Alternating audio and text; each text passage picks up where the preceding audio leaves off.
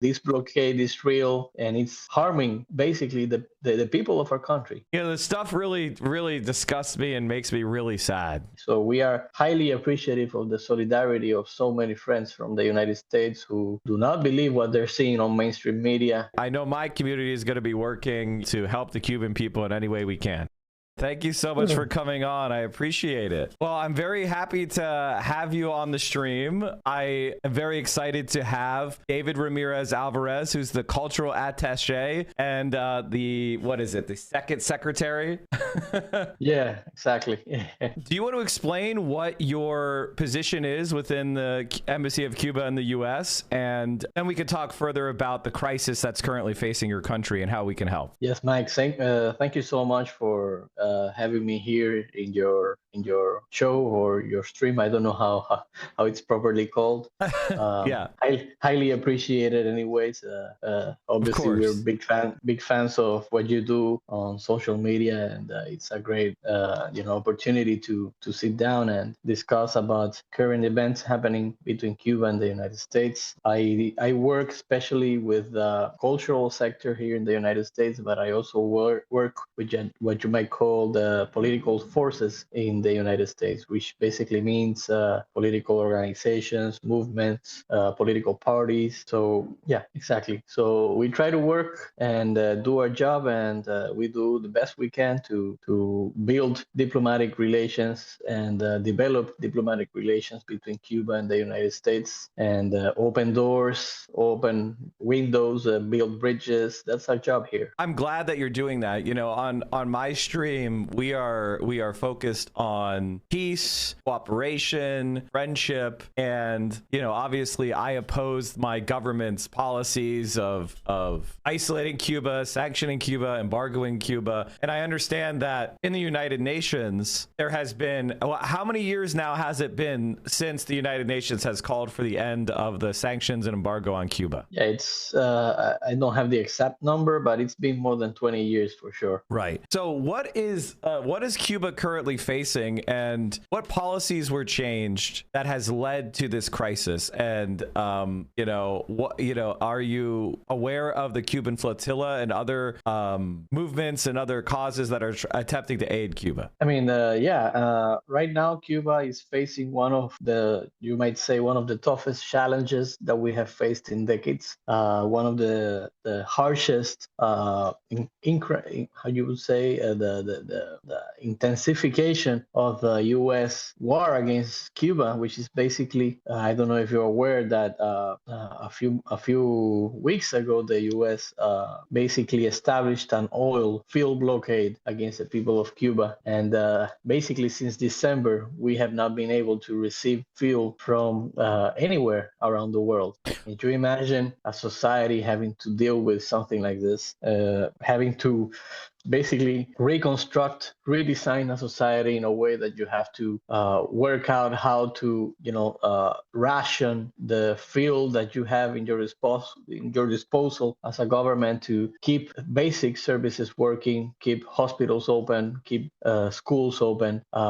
Right now, we are going through a really tough moment where, families in Cuba have to decide whether to cook food, the 2 or 3 hours that they actually have electricity for the whole day, and store the food in the fridge, and having to think about things like that, having to readapt your life towards having to think about, I gotta cook, the 3 meals of the day right now because it's the only moment that I have electricity. I don't know if I will have any more electricity in the rest 24 hours, and having to, stay at home because you don't have fuel for transportation to go to your workplace. And it's so hard to understand unless you live it on, firsthand. And that's why basically there is a convoy that is traveling in the next, it's already a group of people already arriving in Cuba that want to show solidarity with the Cuban people, that want to spread the word about what's really going on in Cuba, and that are also doing donation drives, aid to bring medicines and desperately needed goods to our country. So we are highly appreciative of the solidarity of so many friends from the United States who do not believe what they're seeing on mainstream media and somehow want to show the world that that this blockade is real. It is not socialist propaganda, and it's harming basically the people of our country and has a horrible humanitarian effect, which we consider is collective punishment, which is prohibited by international law, and we also consider that is a genocidal act against our country.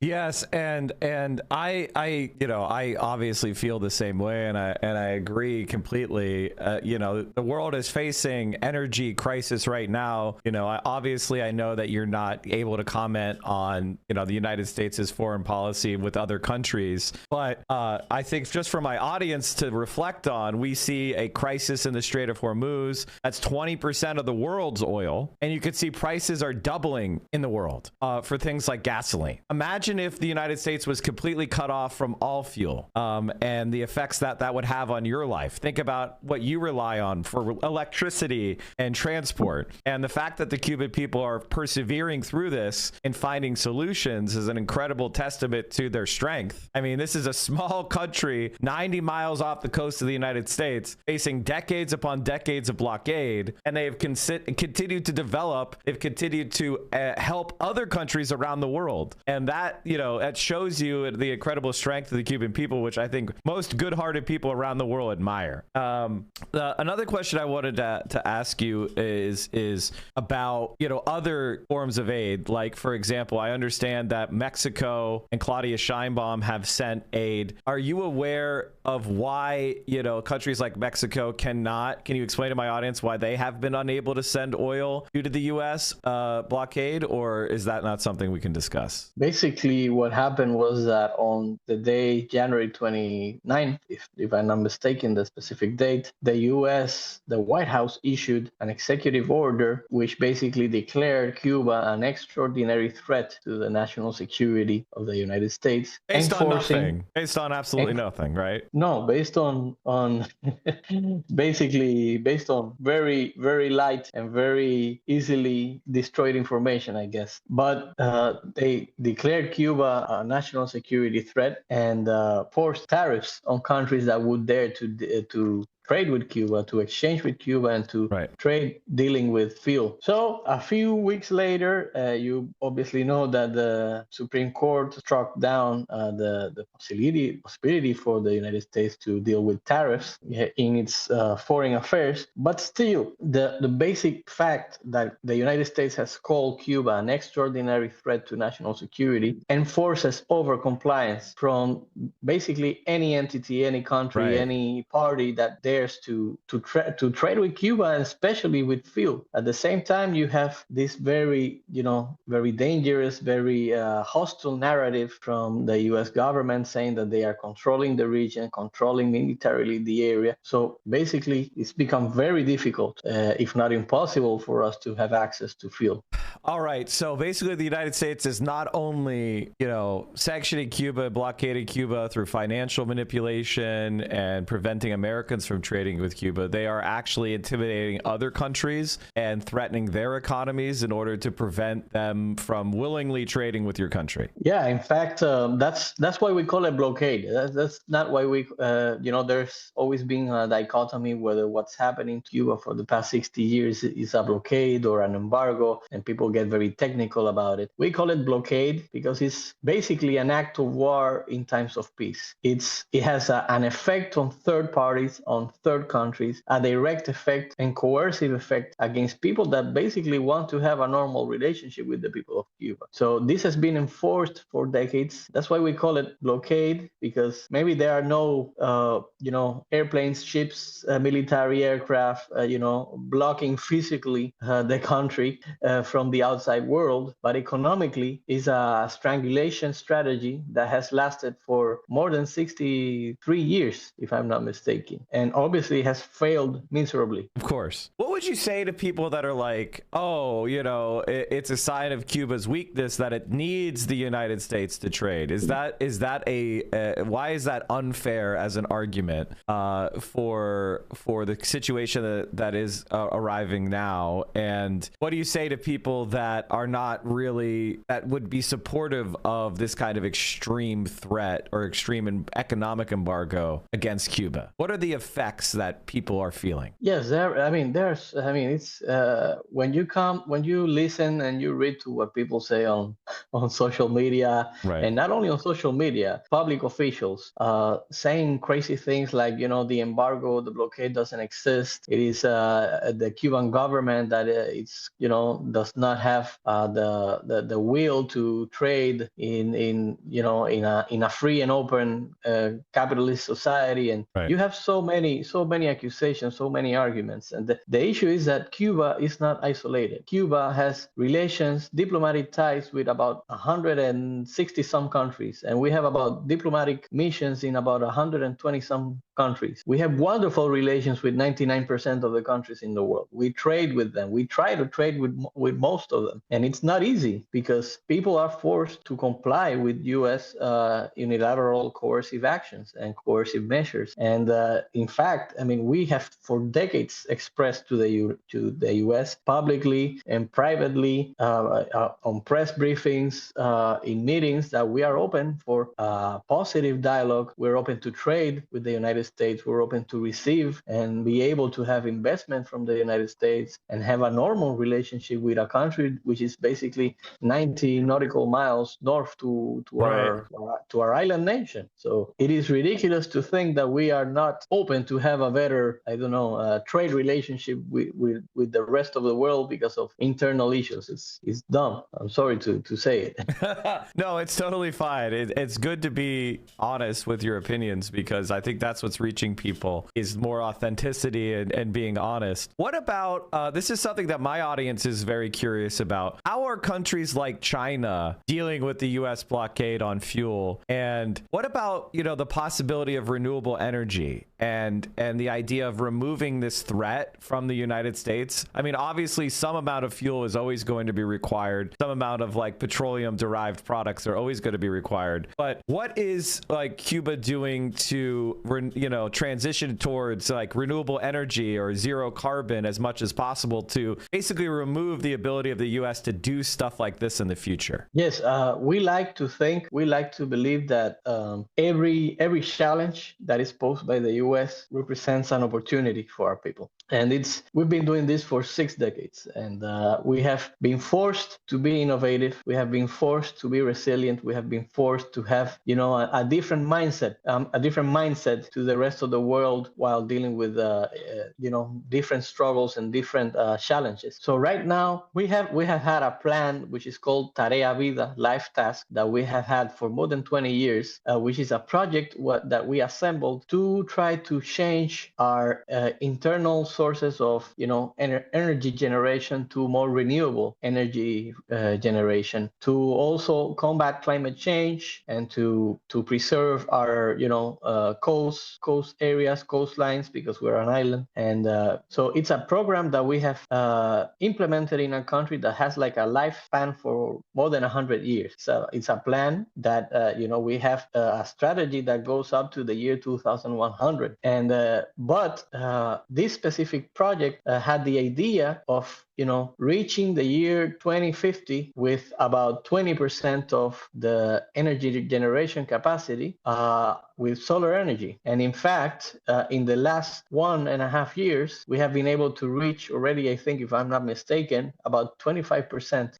in solar energy. So we have basically moved forward more than 30 years in this program, and are basically opening huge solar parks around the island that are able to generate, as we speak, more than 1,000 megawatts per hour in a country that has a demand of 3,000 megawatts, or 3 gigawatts, however you want to call it. So it's still a huge challenge because we still have blackouts. We still depend on fossil fuels to operate, and it kind of generates, the question of how, society as a whole, countries still rely on fossil fuels, still depend on, a constant flow of fossil fuels to Right. operate normally. So, but for the moment, at least 1/3 of the energy generation that we already have is with solar energy. The main problem, the main challenge that we have now is how to store this energy.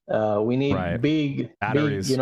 big batteries, energy stations that store the energy that is being pumped to the national grid by the solar parks. So basically, right now we are generating electricity throughout the daylight time with solar energy, but in nighttime we still depend on fuel. But Right. we're moving forward. It's not enough. It's still not enough because this is a very expensive process. These are Right. very expensive technologies. It's you don't just change your national dependence on fossil fuels to renewable generation from one day to the other. Not even developed countries have done this. Even less us that are a developing Right. country. But we have been able to have really good results, and we have to thank the people of China that has been very helpful in sending and selling to us solar energy technology and capacity. So yes. Right. Yeah. So, I mean, I just pulled up an article from the Washington Post yesterday that was talking about this very specific thing where Trump is targeting Cuba because you guys rely on, I believe you rely on oil for your electricity. Isn't that right? Yeah, mainly, yes. We are capable of producing more or less 40% of our energy with our national sources of energy. We are national reserves, but the rest we depend on imported fuel. Yeah, and obviously with Trump's illegal invasion of Venezuela and attacking, and kidnapping Maduro and his wife, you had a positive relationship with Venezuela where they were providing you with that oil directly. Is that correct? Well, we have for decades we have bought oil from different countries. I mean, not only Venezuela. It's always been a process that, depending on the ranges of prices and oil and supply, we get from different countries. But the situation that we're living right now of an actual oil blockade, it does not have a parallel. Does not have Right. a similar contrast not only in our country but anywhere in the world. Yeah, no, and that's incredibly disheartening. So I'm thinking about relatives of mine that have gone recently to hospitals or require, things like oxygen machines or dialysis, and how a blackout could literally kill them. What is the attitude of Cuba toward people offering friendship? Yes, no, definitely. We have received so much friendship from the people of the United States. It's hard to quantify, because there are currently, I mean, so many, solidarity efforts with the people of Cuba from within the United States. We are seeing people doing donation drives on solar panels, for example. We're seeing people doing fundraisers to buy medicine and goods to the people of our country. You've seen the hundreds of people that are joining this convoy coming to Cuba. So there is a growing movement, not only in the U.S. but around the world, of people that are opening their eyes to the cruelness and the horrible policy of the United States against our country. And we also, as you said before, we always have to think about the kids that are waiting in line to get their cancer treatment. Kids that are waiting in line to get very, very intense and difficult operations. We have to think about the mothers that are not able to get their X-rays because of the blackouts. We have to think about the elderly that are suffering right now because of the growing instability in care centers in our country. Still, we're working very hard to set up solar energy systems and kits in hospitals, in polyclinics, in clinics, and try to make them autonomous. But still, I mean, this is having a toll on technology. For example, when you have 3 or 4 blackouts, which have not been planned, planned or are not, expected, and you have equipment, that shut down, that shut off, and ultimately break down. And we're talking about, very expensive equipment, especially in hospitals. So, we always have to think about, all the hardships the human being is going through because of the whims of, of specific individuals here in the United States. Yeah, that makes perfect sense. And I think, as an American, there's a lot of people who don't receive health care because they can't afford to pay, right? And I know that Cuba has sent doctors and nurses all around the world, to help developing countries and other countries that are going through crises. Can you talk about that program? And, has the United States been targeting those doctors and nurses when they're abroad for, arrest or other harassment? Well, actually, there is an intense campaign going on right now by the U.S. government to try to stop basically the medical cooperation that we have with the with other countries around the world. So we have dozens of thousands of doctors with doing cooperation on the ground in countries in Africa, in countries in Latin America, in Asia, even in Europe. We have medical brigades, and right now the U.S. government has it as one of its foreign policy priorities to stop this. And unfortunately, Evil. in the past few days, we have seen, the medical brigades in Honduras, Guatemala, Jamaica, come back to Cuba because there is a surmounting pressure against these countries to stop the aid that we give, that we provide to the people that actually need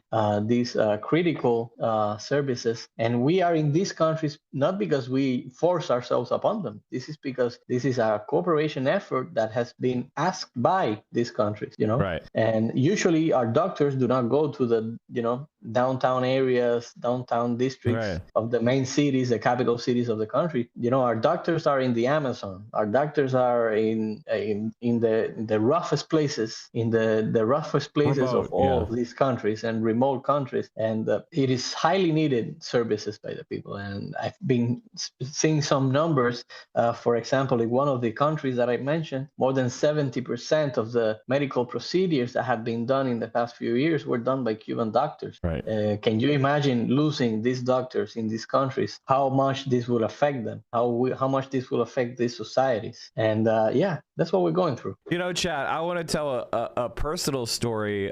For me, is I had a relative who got lung cancer, and it was a specific type of lung cancer that apparently, and we found out through research, that Cuba had developed a vaccine for, and we had to fight tooth and nail to try to get that vaccine because the United States for the longest time would not take a lung cancer vaccine from Cuba. Now, I believe there was some laws changed a few years ago, but I just want you to think about that. One, the incredible innovation that's happening in Cuba to develop a treatment that we don't even have with all of our wealth in the United States. And the second part of that is refusing that treatment to Americans over an ideological viciousness and sour grapes for a revolution that happened like nearly 100 years ago at this point. Like that is, 75 years ago. That is what we're talking about here. They would rather kill innocent Americans than take the life-saving medicine from Cuba. Think about our political class and the way that they treat their own people is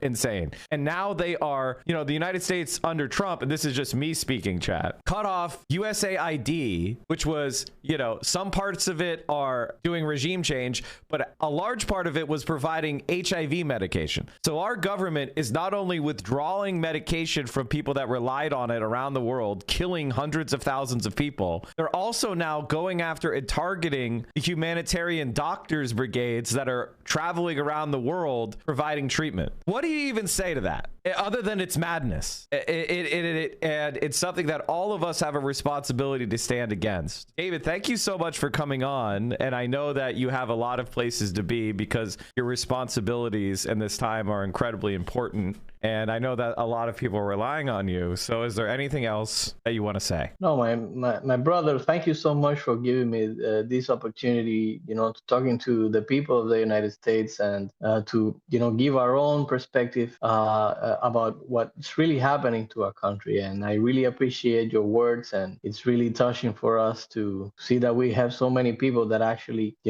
feel for the people of Cuba. And I believe in a better future. I have, faith of a better future where we can cooperate between our countries and have, exchange on, like these medicines that we can share. We're working through a medicine called NeuroEpo, which treats early stages of Alzheimer's. And I know that there are so many people here in the U.S. that suffer from Alzheimer's, right? And it's a growing problem, international problem, and we can do so much to cooperate. And I sincerely feel hope for the future. We are never going to stop being optimistic, because that's what revolutionaries are, endless and tireless optimists. So once again, my brother, thank you so much for this opportunity to talking to you. It has been awesome, and feel free to reach back anytime you want to talk again. Okay, and the doors of the embassy are open for you. All right, thanks so much, brother, and have a wonderful rest of your day. And we're going to be, I know my community is going to be working, to help the Cuban people in any way we can. Have a good one, brother. Thank you so much. Have a good one. You too. Bye-bye. All right, chat. Well, that was the Cuban cultural attaché. The stuff really, really disgusts me and makes me really sad. It makes me really, really, really, really sad. The lung cancer vaccines, the Alzheimer's vaccines. I want to talk about this. Cuba had a lung cancer vaccine for years, and now it's coming for the U.S. See, this was back 10 years ago. And the only reason it got brought in is because Barack Obama did it. Barack Obama started to normalize relations with Cuba at the end of his presidency. One of the best things he did. And one of the things we got for it was a lung cancer vaccine. Simovax, which has both a treatment and vaccine for lung cancer, has been researched in Cuba for 25 years and free to the Cuban public since 2011. Cuba Governor Andrew Cuomo's trade mission in Cuba in April 2015 resulted in a signed agreement to bring Sinovax to the U.S., but as with all international drugs and treatments, U.S. researchers need to conduct clinical trials and replicate international scientists' results before it becomes available to the American public. We are still at the very early stage. This is the insanity of the anti-Cuba freaks. They're literally killing Americans, and dying of lung cancer is a horrible way to die. But it's socialism. It's socialism. So we don't want to see socialists doing innovation. Remember, socialists can't do any innovation. So when they do innovation, we pretend it's not real. Making this drug available to the rest of the world is a mandate. It's not a wish. We have to. It will change the world. In the midst of an oil blockade, power cuts and fuel shortages, this group of US citizens have ignored warnings from politicians at home against traveling to Cuba. They're in Havana, accompanied by Colorado-based physician Dr. Bill Blanchett, to receive a potentially revolutionary treatment.